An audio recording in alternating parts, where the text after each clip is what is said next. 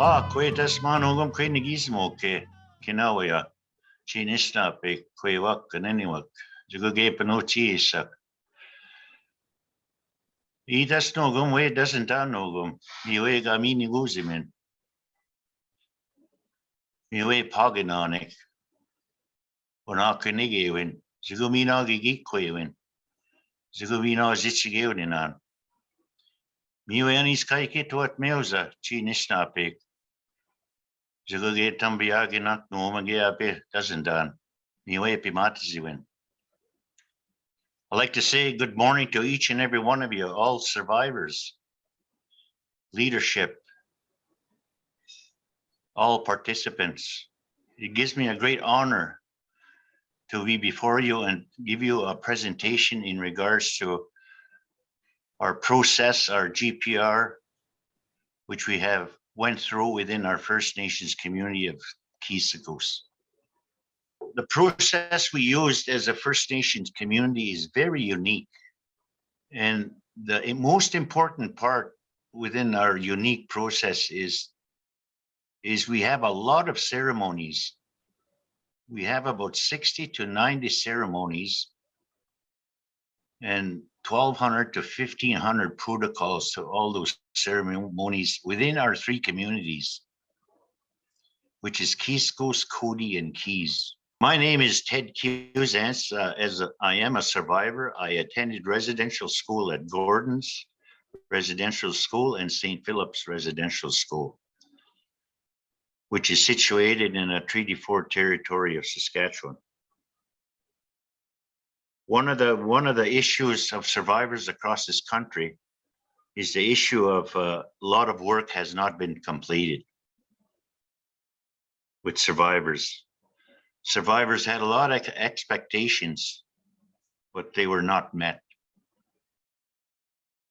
So the history of our settlement agreement in moving forward, and also the hearings, there was a lot of disappointment. And one of the issues I want to talk about as we move forward in presenting to you people is the unique process that we used during our GPR process. It's the inherent right issue, the ceremonies. I want to explain to you within our inherent right, within our traditional and cultural ways, there is no hierarchy system. Everybody is equal. There's no such thing as motions, resolutions, or presidents within our ceremonies. It is not there's no political process, there's no politics. So the issue that we talk about that we're going forward with, which many communities are in process of, one thing I recommend very strongly, it's a human issue. It's not a political issue. We did not create the problem that we have today as survivors. So we have to find a way and means to create the solution for healing and closure, which we all want. And that's the inherent right process through our creation story. And for the information for people on the creation story, it's been around for thousands and thousands of years. It's unwritten. It's traditional. And the uniqueness, I want a unique process based on our inherent rights. It was given to us by the Creator. It's spiritual. We're given our pipes, our directions for our pipes, our teachings, and our ceremonies. And still today, that is all talked about within our ceremonies. And when I started off within my language, that's what I talked about. What the elders said, it's bimatiziwin, and it's truth telling. And that's what the prayers are all about in regards to moving forward to healing.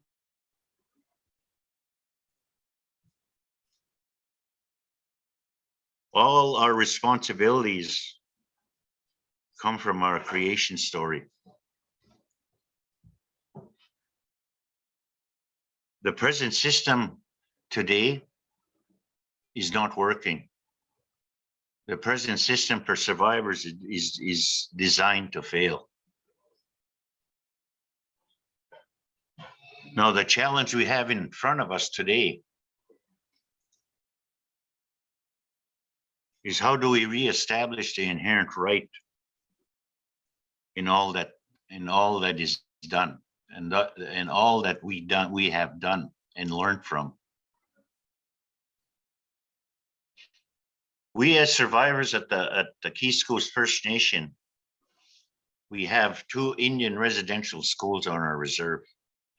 The Fort Pele Indian Residential School and the St. Philip's Residential School.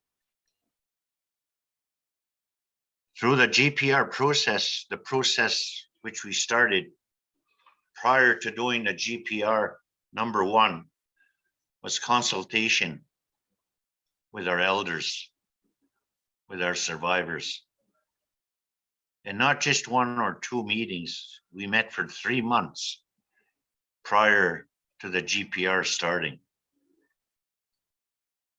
We had work plans, we had notes for every elder, and we made it a point of understanding the history of Fort Pele Residential School and St. Philip's Residential School. We had the history. And as we moved forward, we went into the process of hiring a company to do the GPR. We also had consultations with another company, and the elders decided to what company we should choose, which we did. The next steps after we hired was we had an individual that droned our areas of the elders under the elders' advice of what locations to drone. And those areas that the elders recommended was from the oral history of our past elders that talked about stories from the Fort Pele Residential School and the St. Philip's Residential School. Once we done the history of the both schools and the hiring of our GPR contractors, then we went to work for 2 months scanning. We done 7.5 acres of scanning within our community. Before the scanning started, we had ceremonies. We had 4 sweat lodges. We also had a feast for the children, the lost children. Once we done the protocols from the traditional perspective, we moved on to the sites. Each and every site, we had 4 women elders and 4 men elders witnessing the scanning of our grave sites. It wasn't easy, it was emotional. Some of our elders were seeing things. Some of us experienced nightmares, and we had to get prayers done for that as we move forward. As we done the scanning, a lot of our community members felt that we wouldn't find any, including myself. I didn't think we would find any burials, especially at St. Philip's. At St. Philip's, we've found 12 hits at St. Philip's, which no one has never expected.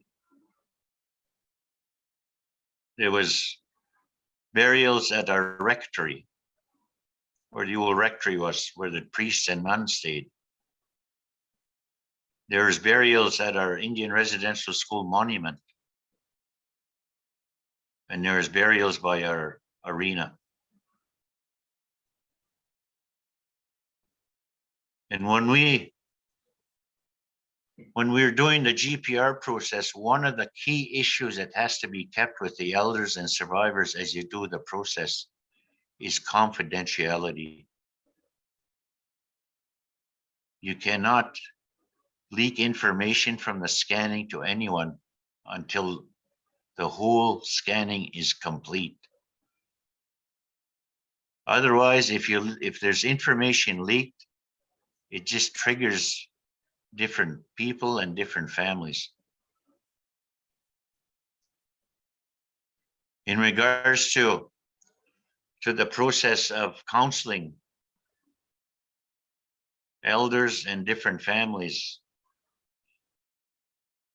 and when we made the announcement, one of the key issues that come out of the announcement was the age group of 30 to 50 years old that were hit the hardest, the most.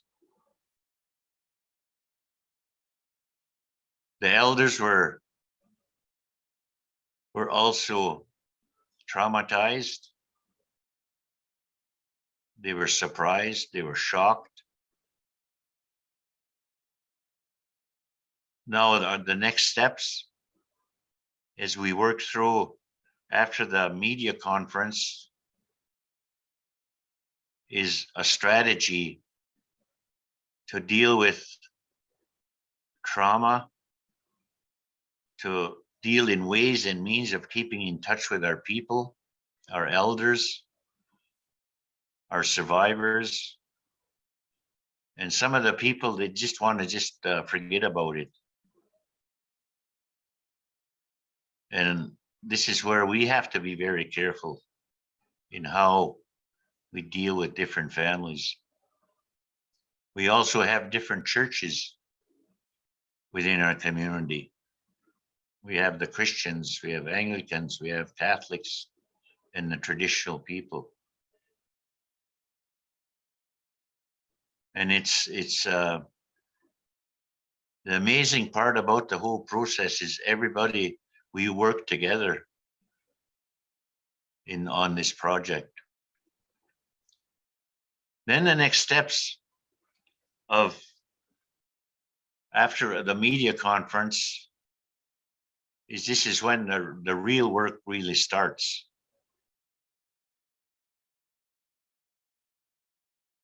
It's the partnerships that we have, NCTR, working with the bishops, Saskatchewan.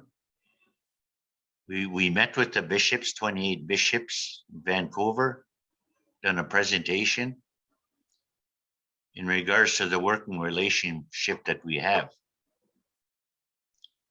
And that visit with the 28 bishops was a preamble to the trip to Rome. Because the issue we have is an apology. Like I stated before, many want the apology, and there's also many that don't want it. Now, we had an apology from the Prime Minister. A lot of people felt it wasn't genuine. Now, everybody wants an apology, and some don't, from the Pope.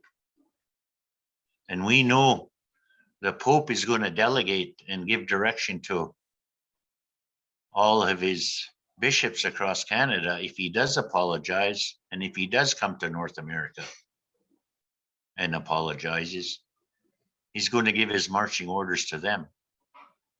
So it's very important that we have a working relationship with the churches within our surrounding areas wherever GPR is being done. For some people, it's going to be frustrating. For some people, it's going to be hard because trust has been broken with survivors as we move forward. We talk about closure. We talk about our perpetrators within our communities. How do we deal with it? And that's a personal choice of each and every individual, each and every family to deal with. But if we really want closure, if we want healing, we have to want to do it. This is where people have to make that personal choice with yourself, with your family, and with communities. It's not an easy step, but we get a lot of people preaching about loving and caring. We have a lot of elders talking about healing, about closure. And we have to practice what we preach and live what we do. We go to ceremonies, we go to church, we say prayers, and it's got to come from the heart in order to bring closure. Because fear is evil, very evil.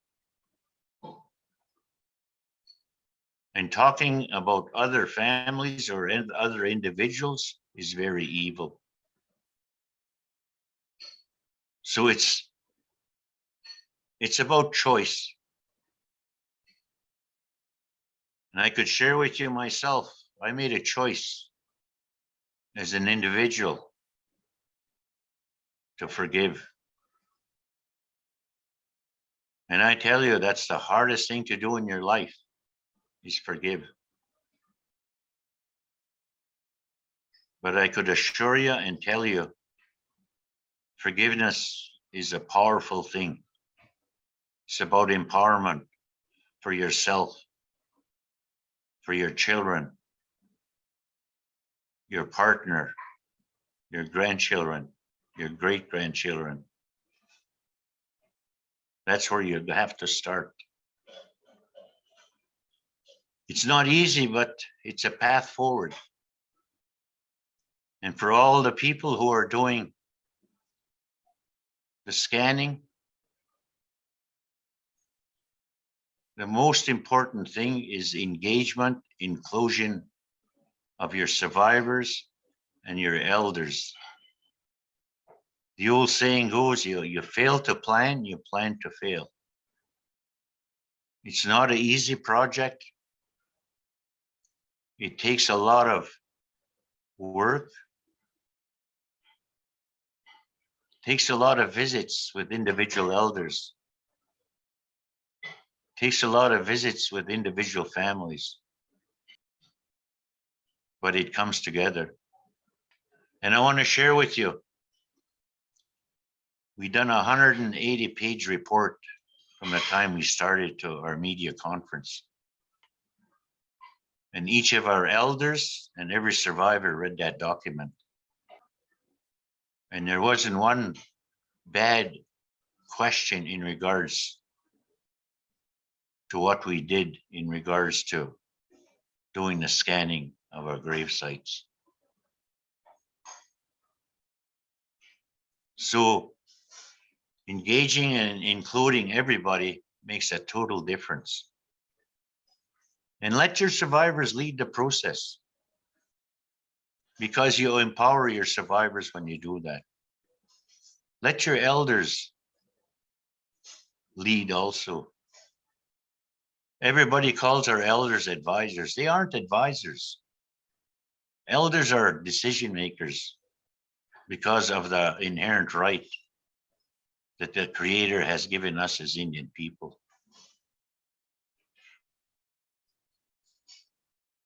So I share that with you. I wish each and every group that who are doing their scanning or doing their press conferences preparation